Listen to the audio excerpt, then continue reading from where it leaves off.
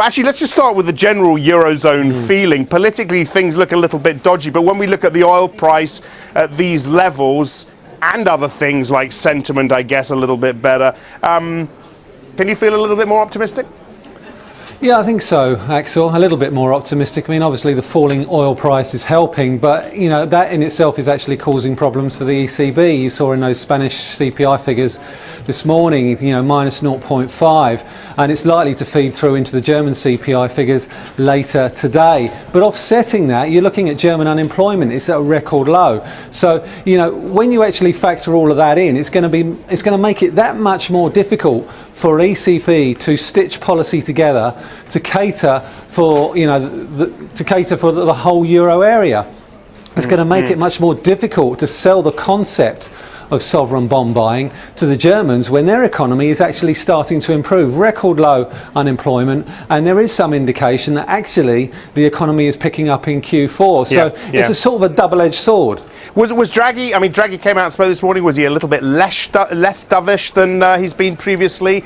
And what does that indicate about next week? Yeah, I mean, absolutely. I mean, what he said this morning in Helsinki was that the new stimulus measures need a little bit more time to work, which would seem to suggest to me that we're not going to get any extra measures next week. Now, that could have a slightly bullish effect on euro-dollar. It's certainly, I think it's certainly helping push the DAX higher, because I think there's an expectation, given Constancio's remarks yesterday, that we could well get something in the first quarter. But whether it's going to be enough to actually help the rest of the euro area is a moot point. And I think that more than anything is the key obstacle that policymakers need to wrestle with. Greek strikes, of course, today. Public clearly fed up with being under the Troika's thumb. Do you think it's time to let them go it alone?